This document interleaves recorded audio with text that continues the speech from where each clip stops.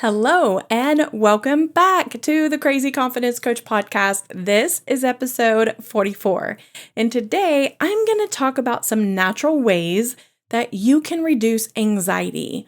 So, a quick disclaimer, if you are a person who is currently on medication for anxiety, please don't stop your medication. Talk to your doctor.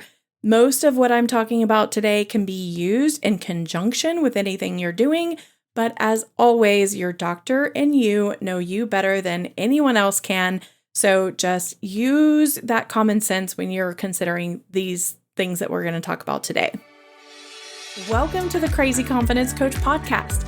I'm on a quest to help you find the most confident version of you. I help women become the most authentic version of themselves by helping them find clarity around who they are and who they want to be. My goal is to help women sift through all that noise that they have in their head about who they should be or who they shouldn't be, and create a plan to be exactly who they want to be. You don't have to continue to live with anxiety, high stress, and overwhelm. You can, little by little, get back to a place of peace and live with more contentment than you ever thought possible. You don't have to merely survive day to day. There is a life waiting for you, thriving.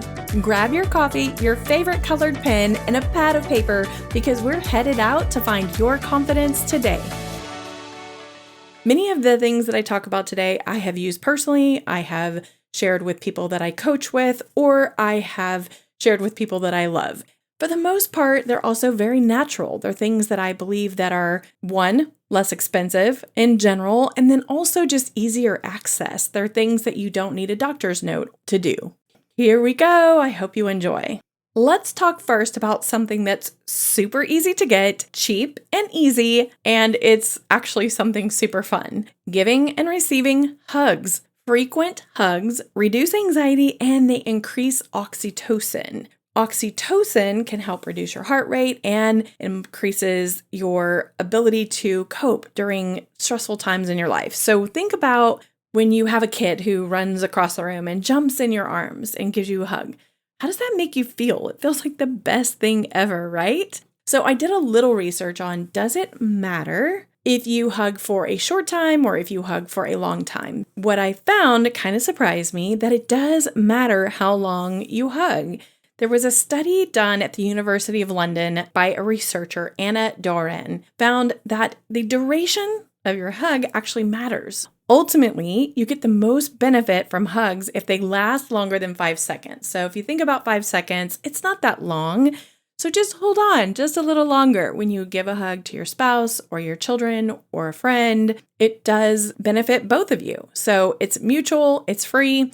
And I have to say, when my husband and I have a hard day or one of us has a hard day, we actually have a little joke that we just tell each other, hey, I need some oxytocin. And we give each other a long hug. And it is amazing how it feels after that. Pay attention. When you're hugging someone, how do you feel? What can you do to increase the amount of hugs that you have or that you give? Also, when it comes to hugging, it's one of those things that you think that you have to give a hug or receive a hug from someone, but there's studies out there that show hugging yourself can actually give you very similar benefits. Don't fret if you don't have a spouse or someone else to hug you.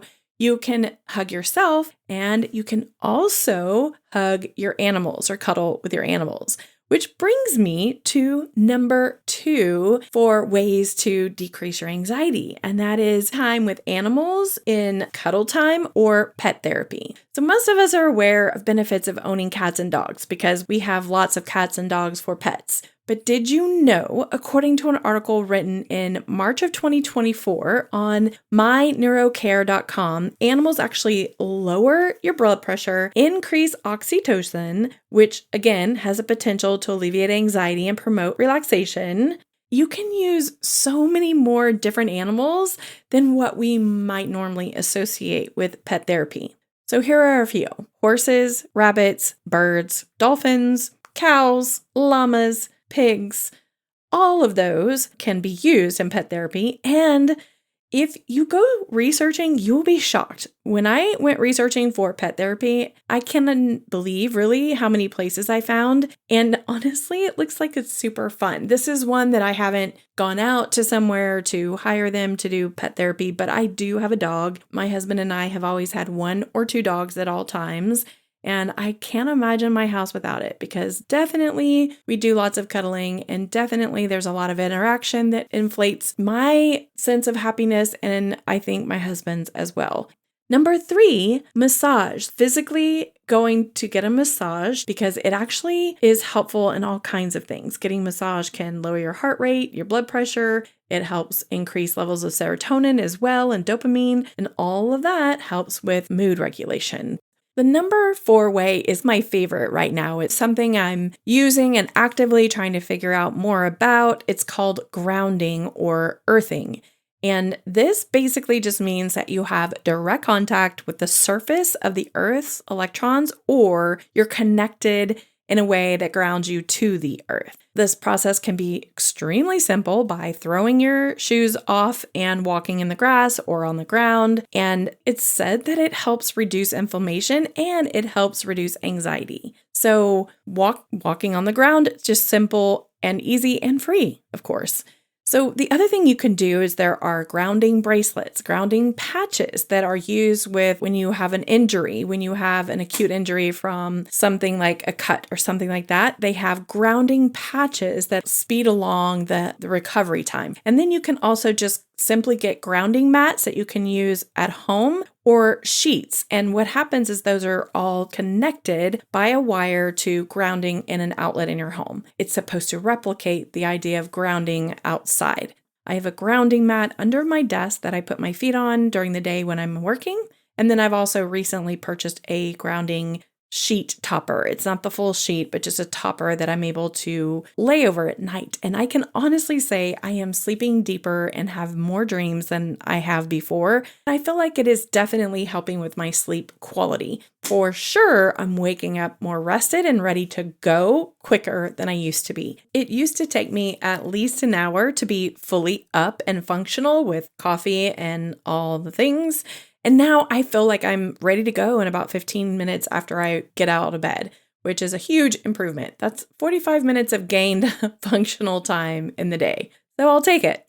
Number 5 is very closely related to grounding, or at least similar, in that tree or forest bathing, walking in a wooded area, helps oxygenate your brain and actually gives you a very deep mindfulness experience, and it helps reduce your stress. Slow down, notice what's around you, take the time to listen to the sounds, take in the dappled sun through the trees, but all of this helps reduce your anxiety and it increases oxygen levels to your brain, and that alone helps improve your brain function. So next time you feel completely overwhelmed, think about how can you go drop into a wooded area or a forest, maybe go to a botanical area or a trail nearby and take a walk and take in the forest by forest bathing.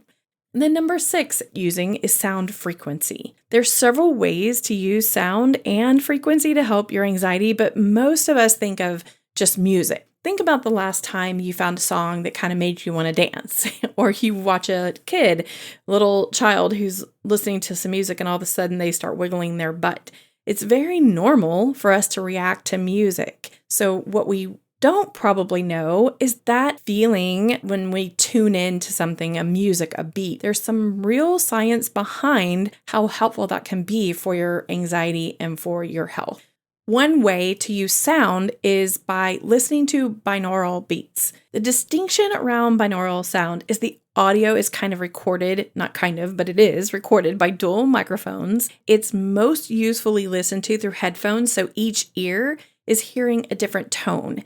And the research says that it increases your brain waves. There are so many reported benefits of listening to binaural beats. I want to also just say this one notable thing. Someone with epilepsy may or may not benefit from this, and it may be problematic. So keep that in mind, but also note in some cases, it can help reduce anxiety, stress, and if you happen to have sleep disorders. So consider that.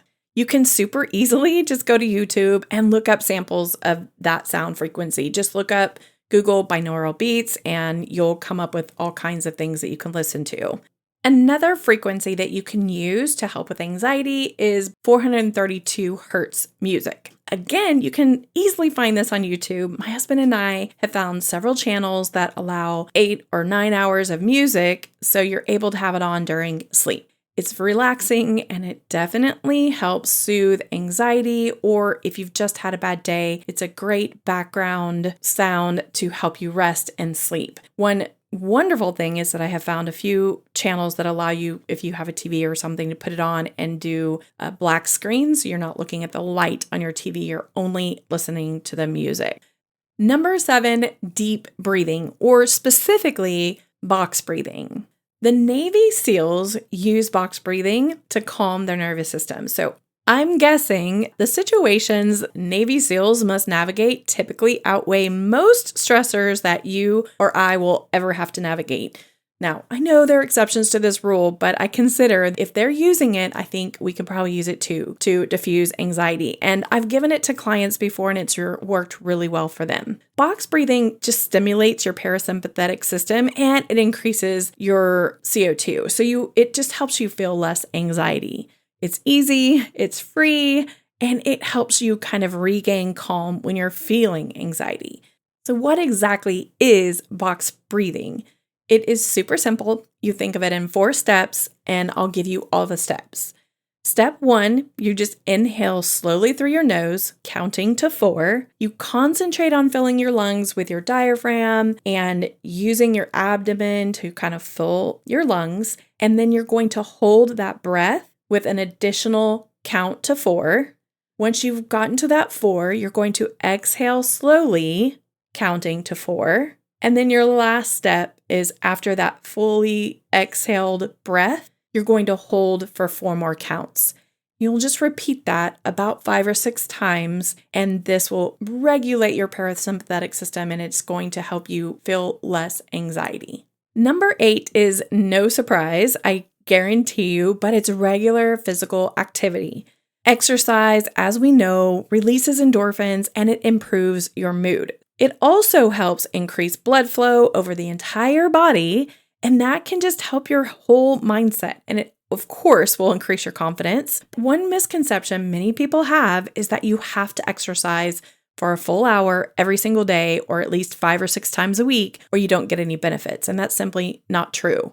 In as little as 10 to 15 minutes of activity, you can experience benefits that reduce anxiety and give you other health benefits that are just good for you. One other thing to consider is how many different ways you can get regular exercise.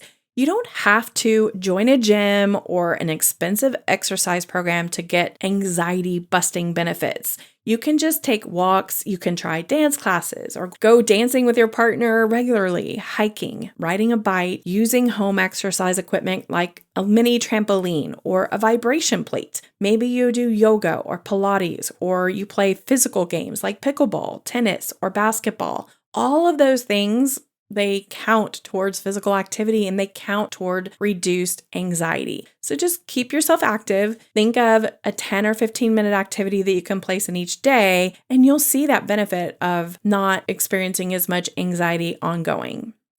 Number 9 is aromatherapy.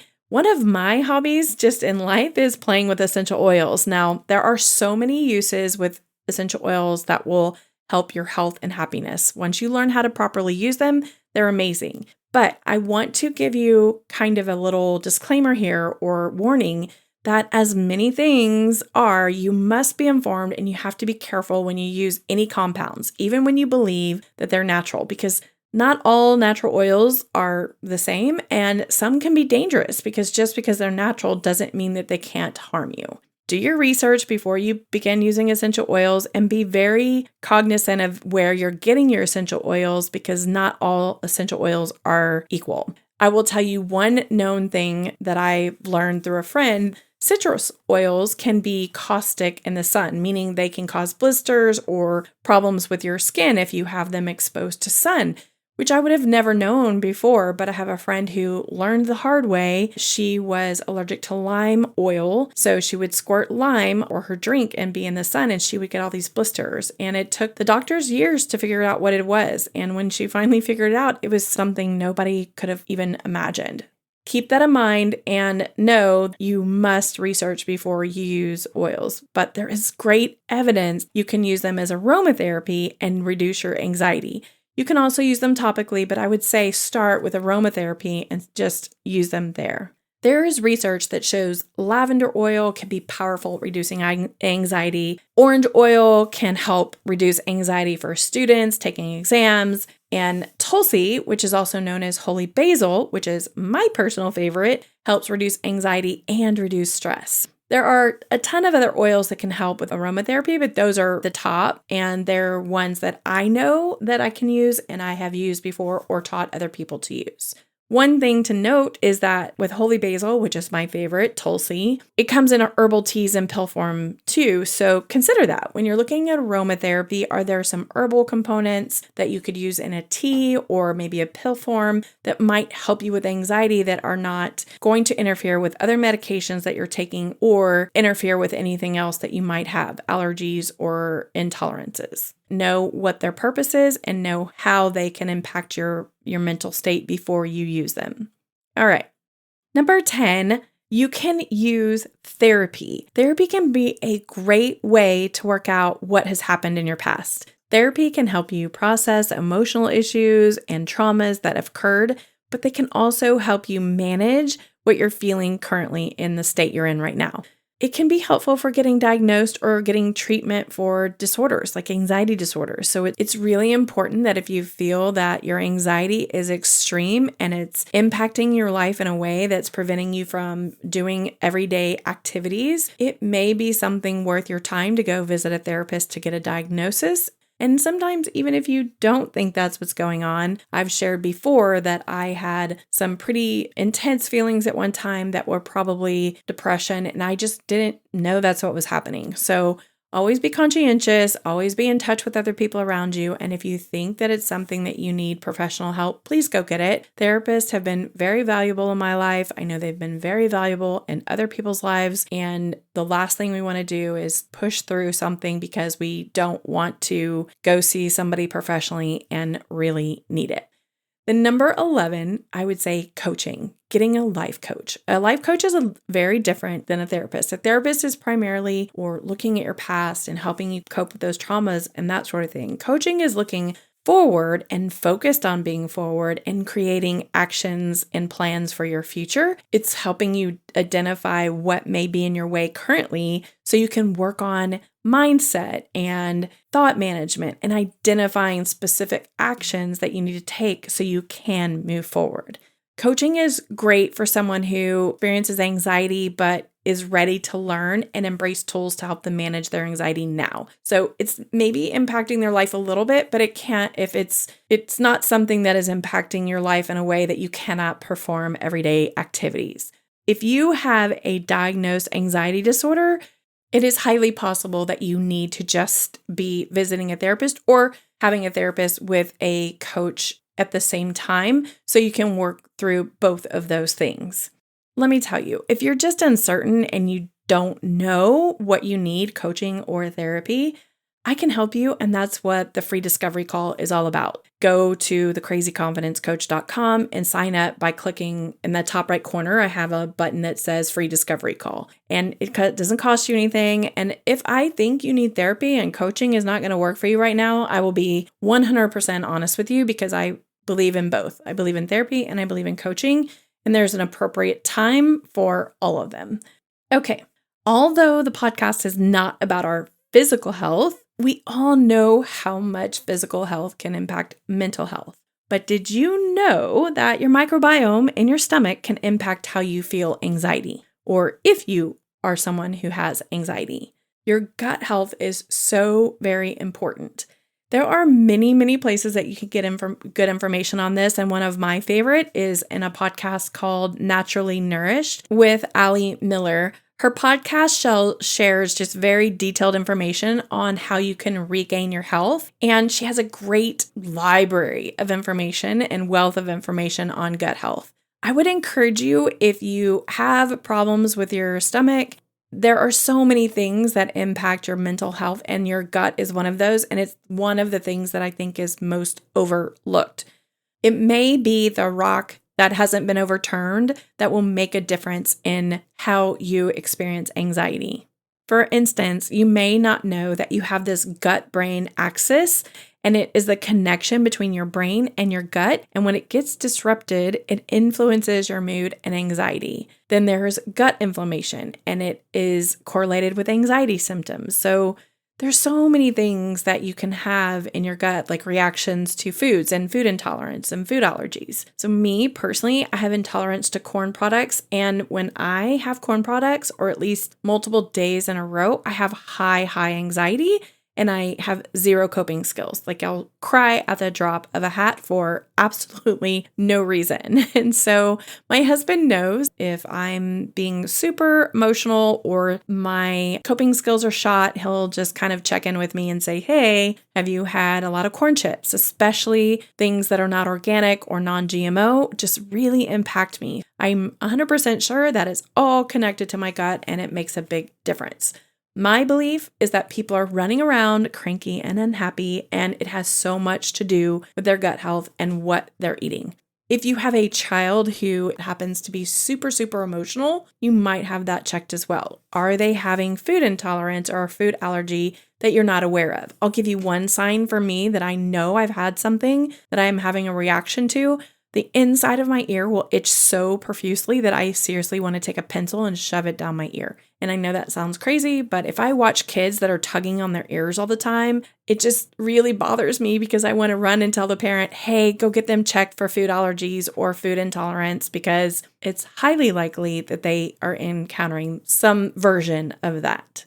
Then you have the 13th one that we'll talk about today, and is also something that is kind of a hidden thing that creates anxiety that you might consider, and that is mold. If you do research on mold and mold toxicity, you're going to find pretty quickly that there's some pretty scary information on how it's impacting your mental health. It can impact all kinds of other physical things, and it just can be pretty scary. I'll drop the name of another podcast I listen to. His name is Evan Brand, and he has relatively low-cost mold kits on his site called Aura Roots. And he has products for sensitive individuals too when they're treating mold in their house. And let me tell you, a lot of times people kind of brush this off when it comes to anxiety, that it can't be related to mold because they don't have mold or they don't know of mold in their home. But we personally had our shower redone, and when that was redone, we had the walls taken out. Like, it was a big process, and you would assume by doing that we got rid of any mold or anything going on. And then about 30 to 60 days after the new shower was complete, I started having reactions. I could tell I wasn't feeling very good. I could smell the mold, but I couldn't figure out where it was coming from. And when I would go in the bathroom and take a shower, I just had reactions. I was having headaches and that sort of thing. And we had the shower guy come out. He said there's no leaks anywhere, so there's no problems. Well, as months went by, another 30 to 60 days, it got worse and worse. And I knew, I could smell it. I knew there was a problem. So one day I started cutting holes in walls because we had that gentleman said it must be behind your toilet or it must be behind your refrigerator, the walls on the same wall. And I just started cutting holes, and lo and behold, the hole I cut behind the shower, there was water literally dripping out. I just say, you may or may not see where mold is that's impacting your health, and mold greatly impacts anxiety. Consider that it may be something that is impacting you, and past mold exposure can also be an issue as well. So again, Evan Brand is a great resource for that. As you're thinking about ways to help yourself with anxiety, just consider the outside influences, the environments, and things you may or may not have considered, especially if you've done a lot of things and tried a lot of things and none of them are working. I hope you really have gained some insight here today, because anxiety is a big deal for many of us on occasion. That is very normal, and that's just part of life. Learning coping skills is super fun. So sure, putting on some frequency sound healing with a little aromatherapy can really deregulate anxiety and help us cope better. But sometimes it's a little deeper. Sometimes it's mold hiding in the wall, or sometimes it's you need to relieve the stress by stepping away from a stressful job or something like that. But the things that we talked about today are just things that you can consider to add to whatever you're doing and hopefully help you reduce anxiety, because my goal for you is to get you to a place that you're happier, you're healthier, and you can build your confidence. You can't do that if you're in an anxiety state and you're not doing well.